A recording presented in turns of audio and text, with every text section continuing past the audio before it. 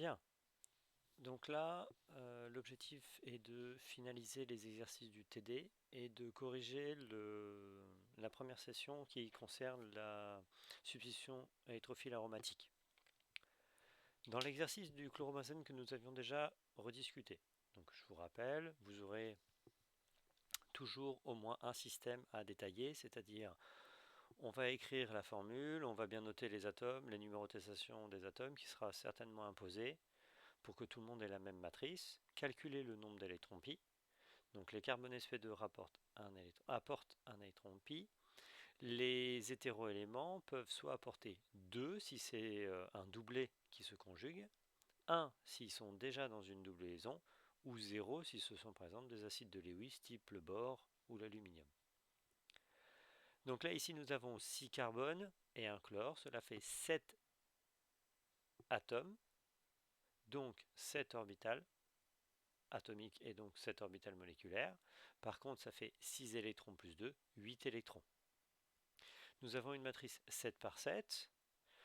Pour tous les carbones sp2, on aura en diagonale alpha moins epsilon, bêta entre deux carbones. Par contre, pour un hétéroélément, nous aurons le alpha du chlore, qui est ici donné dans l'exercice, alpha plus 1,48 bêta, moins epsilon, et le bêta Cl, qui n'est pas aussi fort qu'une carbone-carbone et qui est de 0,62 bêta. À partir de là, nous pouvons aller regarder les résultats de données de Yukel, où nous avons par colonne les énergies des orbitales, ainsi que les coefficients et le nombre d'électrons dans chaque orbitale moléculaire. Il vous sera certainement demandé de représenter au moins les orbitales frontalières, c'est-à-dire HOMO et LUMO, et de lire correctement les coefficients, que les tailles soient proportionnelles et que les changements de signe soient bien représentés. Donc là ici, par exemple sur ce système-là, on voit que sur la partie HOMO, on a des coefficients forts ici, ici, ici, et très faibles sur le méta.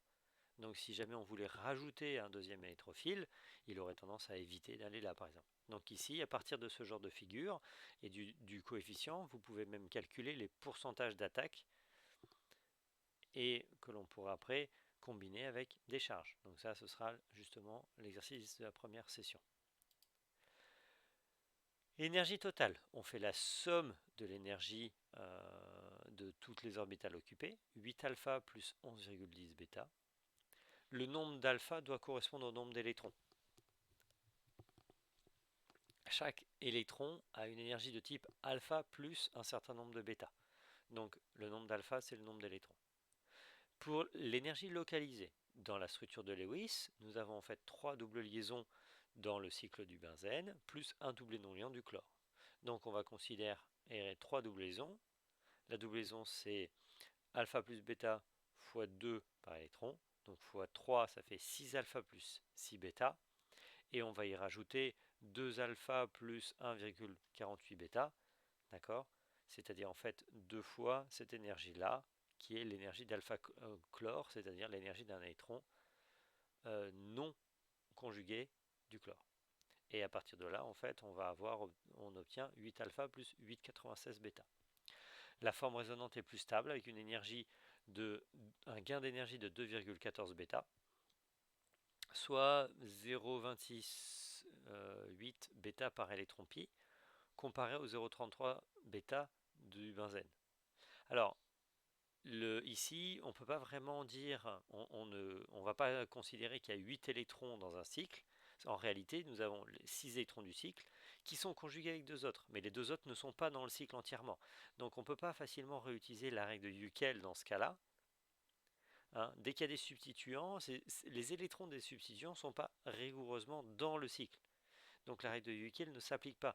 Sinon, en fait, on considérerait un système anti-aromatique. Ce n'est pas tout à fait ça. C'est-à-dire qu'en fait, nous avons 6 électrons avec un léger excès d'électrons, et en fait, on s'éloigne du meilleur compromis aromatique. Donc il est un peu moins aromatique. Alors, le chlore est donneur pi. C'est-à-dire que un atome dans Yukel qui participe avec 2 électrons ne peut pas en avoir plus que 2. Dans son orbitale, elle est déjà pleine. En fait, elle aura, soit il ne va pas du tout délocaliser, il aura une charge de nulle, soit il va envoyer une partie des électrons ailleurs. Et donc il aura une charge positive. C'est-à-dire que là, ici, le chlore est delta plus dans la partie pi. Hein. Je vous rappelle que là, ici, comme on néglige la partie sigma, on n'a pas tous les effets plus i moins i. Donc ici, là, on a plutôt l'effet M, donneur M, et on peut voir que ce carbone-là est delta plus, celui-ci delta moins et delta moins. Donc on voit d'ailleurs toujours cette polarisation, on y reviendra, avec des charges principalement sur les orthos et para, et rien sur les méta. Les indices de liaison sont de 0,66, 0,66, 0,67, 0,67, 0,65, 0,65. C'est vraiment très proche du benzène. Ce n'est pas rigoureusement les mêmes, donc on voit que en fait, l'aromaticité quelque part est affaiblie, mais on est assez proche. D'où en fait la délocalisation donneur pi se fait principalement sur la liaison CCl et on voit un indice de liaison de 0,23 qui veut dire que cette liaison-là est assez forte et ce qui d'ailleurs est confirmé par la spectrométrie de masse où en fait le chlore ne part pas, ou en tout cas vraiment pas facilement.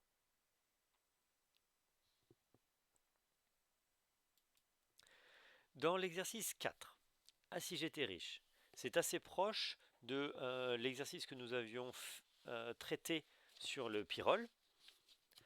Donc, à partir de là, la question est, à partir d'une analyse de Yukel, de justifier lequel des trois est le plus riche.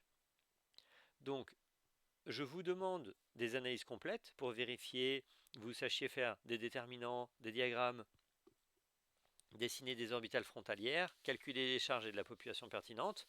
Donc les charges des populations pertinentes, ça veut dire pas forcément tout. C'est calculer celles qui vous semblent le plus utiles. Mais au moins à chaque fois, me détailler une fois un calcul de charge et un calcul d'indice de liaison. À partir de là, comment déterminer si le diène est riche ou pas? Donc il s'agit de calculer la quantité d'électrons dans la partie des deux alcènes conjugués. C'est-à-dire en fait ce motif-là avec les deux doubles conjuguées. Donc là on a le butadiène, on le retrouve ici et on le retrouve ici. Voilà, pardon. D'où là il est substitué par une amine et là il est substitué par une forme éther et c'est cyclique. L'amine est donneur M. Par contre le carbonyle lui est plutôt accepteur. Et cet oxygène est donneur. Donc là, on a un effet un peu entre les deux à voir. Donc, nous avions déjà regardé ça au niveau du pyrrole, c'est-à-dire que si l'on considère la quantité des indices la somme des indices de liaison C1, C2, C2, C3, C3, C4, on aura 0,89, 0,45, 0,89, un total de 2,23. C'est plus que 2. Hein. 2, c'est la quantité de double liaison que l'on dessine dans un format localisé, un schéma de Lewis localisé. Mais en réalité, comme il y a un effet de résonance, c'est comme si, comme il se partage de la densité électronique, c'est comme s'il ressentait plus d'électrons que ça. Pour l'amine, on va calculer, donc là on a un delta plus, ça se répercute notamment avec un delta moins ici. Donc vous avez pu voir encore que, un peu comme avec le chlore, l'atome qui porte les charges dans le système pi ne sont pas celui qui est juste à côté. C'est souvent celui d'après et en fait on va avoir en alternance un atome sur deux. Et donc par des effets de polarisation. Donc là en fait celui qui porte le plus de charge c'est celui-ci. La liaison ici est légèrement affaiblie, 0,84. Ici aussi, et ici à peu près identique, légèrement augmenté, 0,9. Si on fait la somme de tout ça, en fait on obtient 2,16. C'est-à-dire qu'en quantité de densité électronique, ici il y en a moins.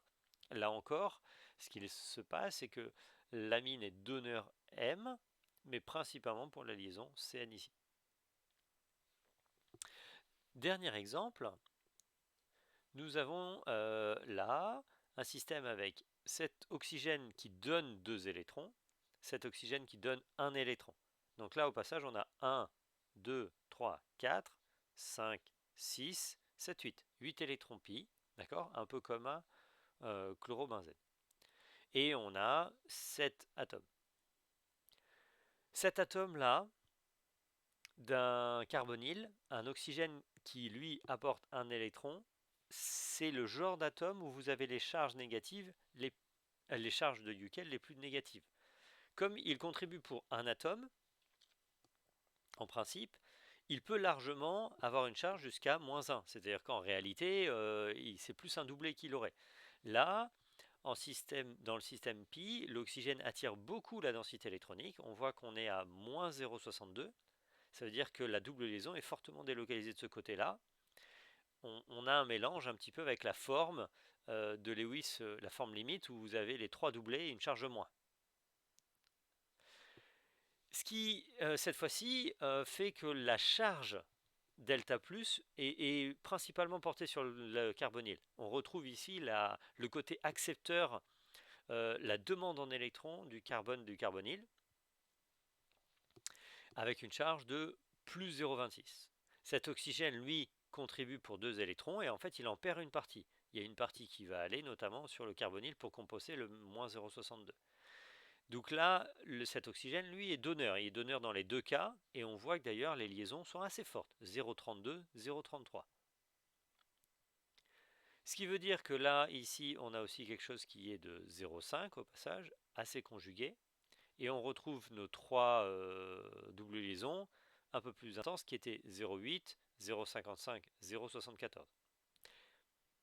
On peut remarquer sur ces indices de liaison qui sont plus faibles que 0,89, 0,45 et 0,89. Celui-ci est un peu plus grand, mais sur la somme des trois, on a quelque chose qui est de 2,09. Donc en quantité de densité électronique, il y a cette fois-ci quelque chose d'assez différent, et nous avons là, sur la partie diène uniquement, moins de densité électronique. Le plus riche des trois, c'est le butadiène. La partie amine renforce la liaison CN, et la double liaison ici attire une partie de la densité électronique. Et là, notamment, on voit un carbone qui est assez positif, et là aussi assez positif. Même si lui, il compense en donnant une partie de la densité électronique, il y a en fait ces 3 atomes-là qui vont perdre de la densité pour renvoyer là, ici, contrebalancer. Et en fait, on a ici une densité électronique qui s'est répartie sur l'ensemble du cycle, et donc est moins concentrée sur la partie diène. Ça veut dire qu'en fait, pour une réaction de type Diels-Alder, ce diène-là est moins riche. On pourrait aussi dire que s'il s'agit de discuter de la réactivité sur la liaison, la Diels-Alder, là, il y a moins de densité électronique. Par contre, en termes d'énergie de la HOMO, on aura aussi des différences. La HOMO ici est à alpha plus 0,618. Celui-ci est à alpha plus 0,66, donc plus bas, plus stable. Donc celui-ci est moins donneur. Par contre, il a une... Non, mais sa LUMO aussi, elle est pas non plus. Donc celui-ci a une gap plus grand. Donc il est moins donneur et moins accepteur. On a l'effet donneur et accepteur, mais qui se contrebalance. Là, ici, pour l'aminobutadiène, on a une HOMO qui remonte et une LUMO qui remonte aussi. Si, pardon. Celui-ci, c'est bien le plus accepteur des trois, et celui-ci, en fait, c'est le plus donneur des trois. Donc, pour une Diels-Alder, on aura ici quelque chose qui est légèrement plus donneur. Est-ce que ça veut dire que les orbitales matcheront mieux? Ça dépendra en fait de l'hôte avec qui on veut réagir. Donc, pour répondre au final à cet exercice, ce qu'il fallait regarder, c'était bien la somme des populations de recouvrement sur ces 3 liaisons-là et en déduire que le butadiène était le plus riche. Dernier exercice, donc on est sur la première session de 2015 et en fait à l'époque je faisais cours sur la substitution électrophile aromatique et j'ai rajouté finalement il y a une année où ils allaient un peu vite, donc j'ai fabriqué un sujet pour tranquillement traiter cette partie-là. Maintenant, en fait, je prends la première session 2015 comme base de cours, ou plutôt base de TD. Vous avez des données, c'est-à-dire que nous avons un tableau où il y a des données pour plusieurs benzènes substitués. D'où en rouge, vous avez le benzène, où en fait donc la substitution c'est un hydrogène, mais donc ça c'est notre référence. Vous avez des lignes au-dessus, des lignes en dessous. Nous considérons à chaque fois un seul substituant sur un des carbones. Donc là ici, nous avons par exemple le substituant NH2 dans le benzène, donc c'est l'aminobenzène, appelé aussi aniline. Si on prend un méthoxy, un CH3O par exemple, on aurait un phényléther ou là ici, si c'est un CH3, hein, donc c'est un CH3O benzène. Ou le phénol, hein, où là c'est OH, C6H5. L'acétanilide, donc ça veut dire que le benzène est accroché à l'azote, d'accord, et il y a un hydrogène et il est lié à un carbone qui est lié à une doublon CO et un méthyle, et ainsi de suite. La première question, quelle est la colonne servant à trier les données du tableau 1? Pourquoi ce choix? Donc, ce qui se passe, c'est que effectivement, quand j'ai rajouté cette molécule, je l'ai mal retriée, mais dans l'idée, en fait, celle qui est le plus triée de toutes, c'est les paras. C'est-à-dire que là, on a que des valeurs en dessous de 128 et là que des valeurs au-dessus de 128. En ortho, on voit qu'il y a une tendance, mais il y a plus d'exceptions encore. Pour les méta, toutes les valeurs sont entre 128 et 130. Puis, nous avons la participation dans la homo des carbones ortho méta para et nous avons une différence d'énergie en bêta. Donc ça, ce sera d'ailleurs, quand on lit l'examen, on voit que c'est la question 4. Donc, quelle est la colonne qui a servi? Eh bien, nous avons le déplacement chimique du carbone para. Pourquoi? Parce que ça permet de mettre en avant des familles avec des propriétés particulières.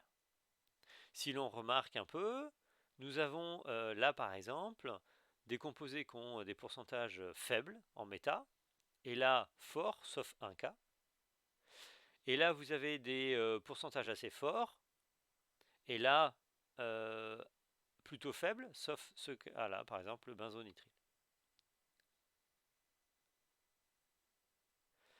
Puis ici, vous avez des pourcentages assez forts, sauf un cas. Donc en gros, on sent qu'il y a une forme de tendance. C'est pas parfait, mais ça nous a permis de trier des données pour commencer à voir apparaître certaines choses.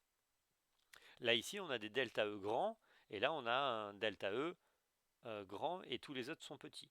Donc là, on voit que l'exception, elle est, voilà, celle-ci est un peu exceptionnelle, alors que là ici, par exemple, on a toujours à peu près les mêmes tendances. Ici, les pourcentages sont forts, là, les pourcentages sont faibles. Ça veut dire que cette démarcation-là, genre en para, s'il est déblindé, il y aura tendance à avoir moins d'insertion ou de substitution en para pour la deuxième substitution. Pourquoi? Parce que si ton carbone est déblindé, ça veut dire qu'il a perdu de la densité électronique, donc a priori, il a perdu, il est moins attirant pour une substitution électrophile. Quand un électrophile arrive, il aura peut-être tendance à aller dans les zones riches en électrons plutôt que dans des zones qui auraient perdu de la densité électronique.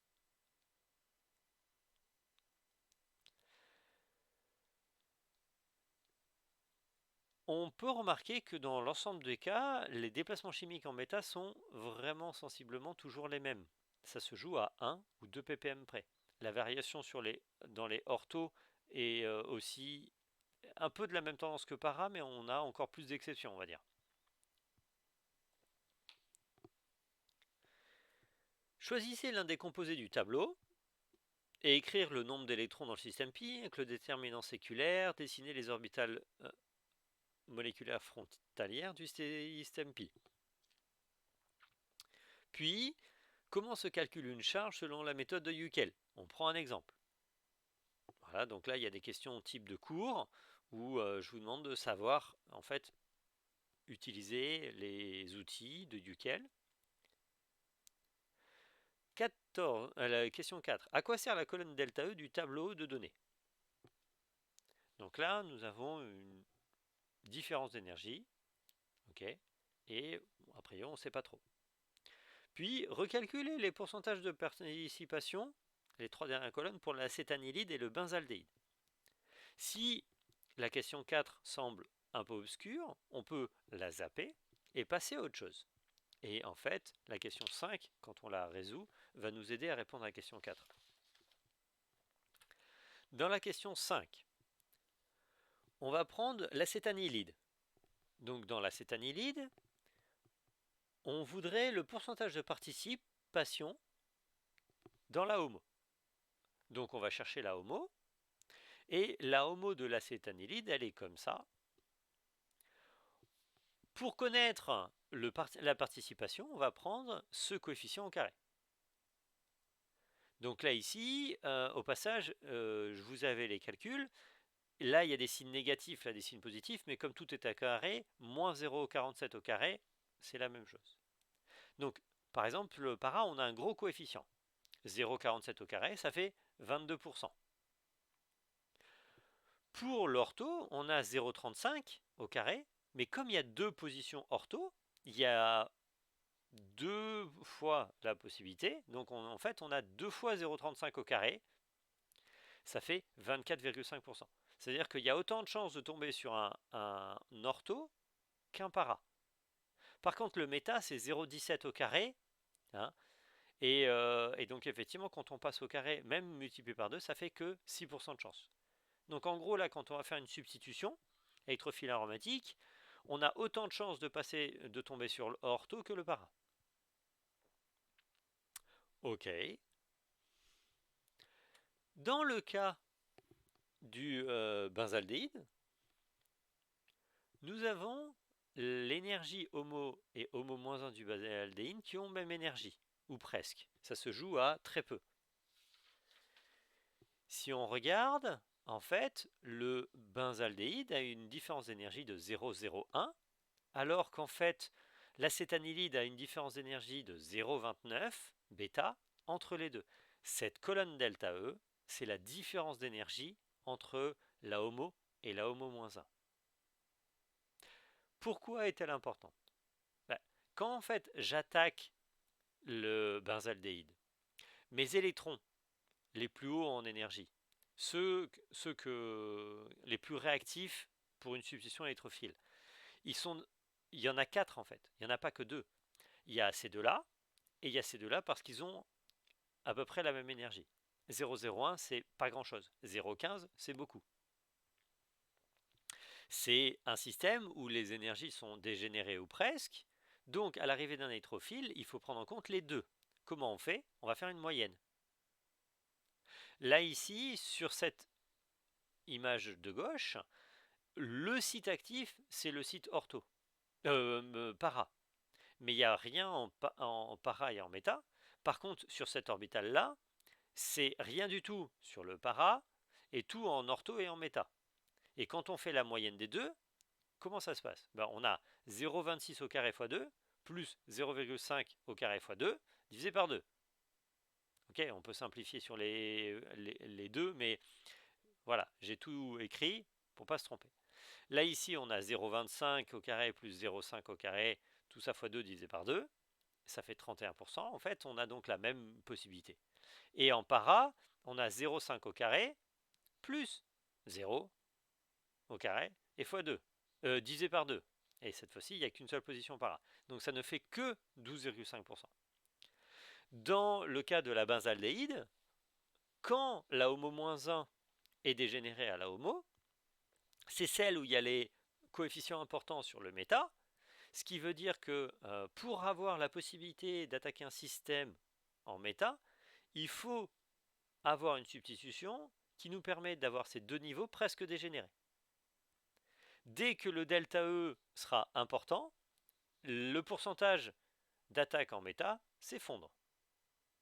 Donc la benzonitrile a certes un déplacement important sur le para, mais au final, comme il a un delta E important, eh ben, on retrouve des pourcentages faibles en méta et un peu plus forts en para, puisque si c'est celle-ci qui prédomine, on va forcer l'attaque en para, alors que là, en fait, elle est rééquilibrée. Donc, vous voyez, l'attaque, en fait, en méta va dépendre de la substitution et va dépendre de la position en énergie de ce niveau-là par rapport à ce niveau-là.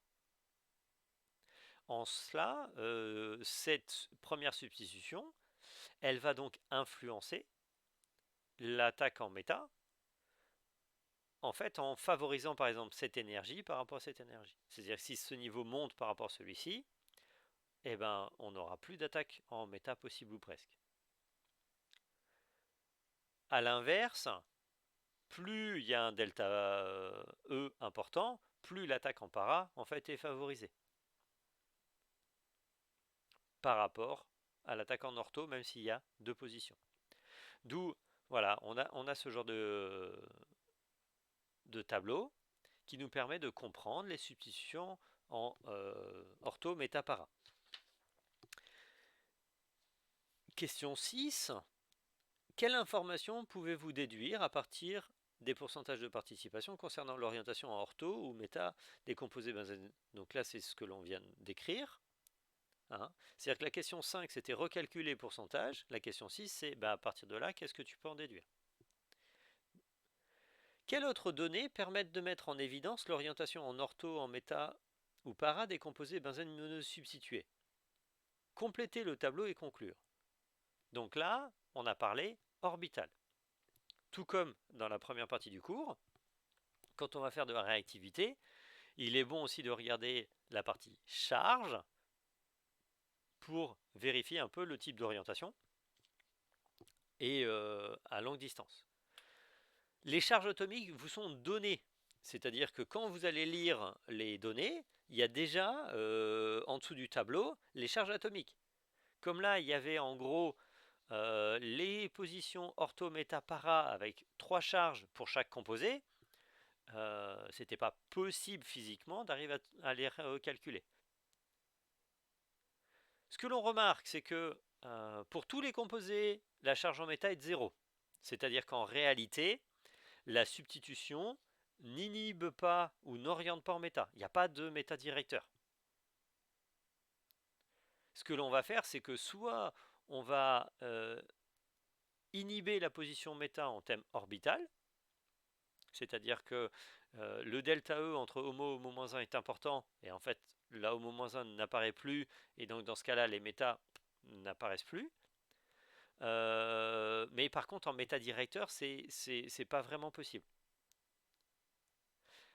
Pour la partie ortho-para, si on a un delta E assez important, on aura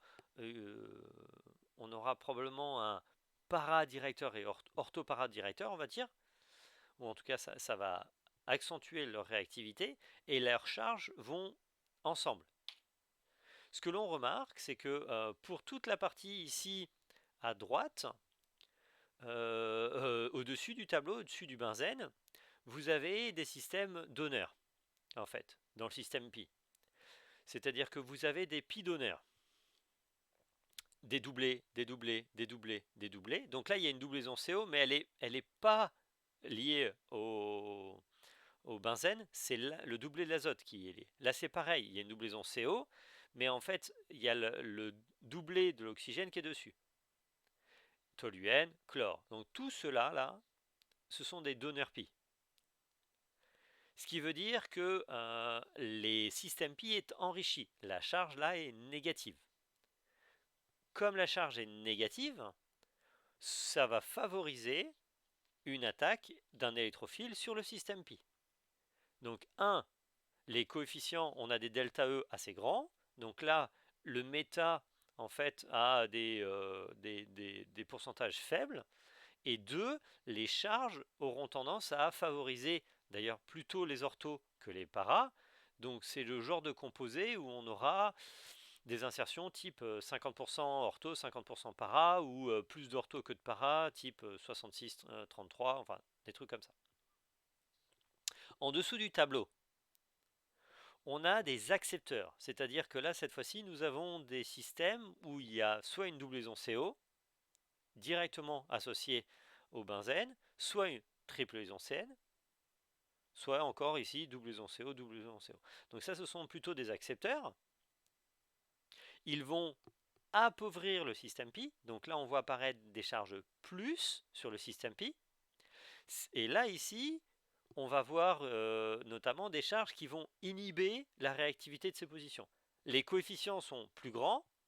Okay, donc là, déjà, d'une part, les coefficients en para sont plus faibles que les autres, parce que l'orbital, on prend en compte cette orbitale-là, et cette orbitale-là n'a rien du tout sur le para. Donc c'est là où on voit les gros coefficients sur le métal qui peuvent apparaître, mais aussi sur l'ortho. Donc là, il y aura plus finalement d'ortho que de para en proportion. Et en plus, les charges sont delta plus. Et d'où, c'est là où on aura les meilleures possibilités de pouvoir faire une substitution en méta. Parce que là, en fait, il n'y aura pas une attirance sur la position méta. Il y a en fait une répulsion en termes de charge des positions ortho et para. D'où il va préférer finalement aller au moins pire en termes de charge, donc il tombera finalement plus souvent sur le méta. Et comme les pourcentages de méta sont forts, d'où ici par exemple sur le benzonitrile, on aura un cas un peu particulier, puisque les pourcentages de méta sont faibles, mais les charges ne sont pas intéressantes non plus.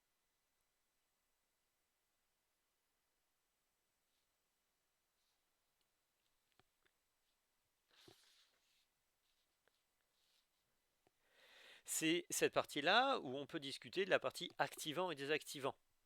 C'est plus les charges qui va dire en fait qu'on va parler d'activation. Vous voyez ici que la charge négative à longue distance va améliorer le choc, puisque à longue distance, l'orientation du choc va viser sur les bons pourcentages, alors que si nous avons des charges en fait delta plus, si on a appauvri ces positions, en fait en termes de répulsion coulombienne, on va désactiver un peu ces positions, malgré des forts coefficients. Question 9. Proposez une raison justifiant que le biphényle n'ait pas été traité en UCAL. Le biphényle, ce sont deux benzènes qui sont liés ensemble avec une seule liaison sigma entre les deux. Et ce qu'il se passe, c'est que dans UCAL, on conjugue à fond. Donc, en fait, quand on dessine avec Ulysse un biphényle, les deux cycles sont plans et conjuguent totalement. En réalité, le biphényle n'est pas plan. Il y a les liaisons CH qui l'en empêchent. Il y a un peu d'encombrement et il va y avoir un angle d'à peu près 30 degrés au moins. Et d'où la conjugaison, c'est pas une vraie bêta. Et donc en fait les résultats pour le biphényle dans UCAL ne sont pas, ils sont pas faux, mais c'est pas le bon outil, on va dire, pour prendre en compte ce genre de choses. Pour la partie 2, la sulfonation, il s'agit en fait de la même réaction. D'accord. Donc en fait, là, cette fois-ci, c'est des compétences de la première période, les orbitales frontalières, de quelle réaction il va faire, et en fait, on va avoir la même chose. On va avoir ici une LUMO, puisque c'est une LUMO très très basse. En fait, c'est un électrophile. On calcule la dureté et le potentiel chimique. Comment on va faire, etc. Dans lequel un peu de cours. Et il y a une partie sur l'oléum qui permet euh, de changer un peu, on va dire, les niveaux frontaliers. Quand on met l'acide sulfurique, en gros, on avait déjà vu ça un peu, c'est l'assistance électrophile, par exemple, par des ligands. Je vous laisse réfléchir à ces questions-là. Hein, ce sont les questions finales des examens. Tous les autres CC travaillent sur les mêmes compétences. C'est-à-dire que vous avez les autres examens travaillent sur les mêmes compétences. Vous avez de la réactivité avec UCL, ok, et vous avez le lien entre de la réactivité, de la synthèse, c'est beaucoup des substitutions électrophiles, hein, puisqu'il s'agit de réactivité sur des systèmes pi.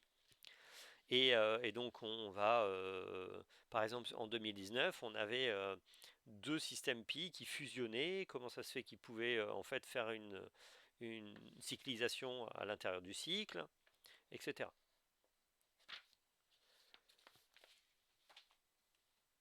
Et bien voilà, c'est tout. Et on se voit demain pour des questions.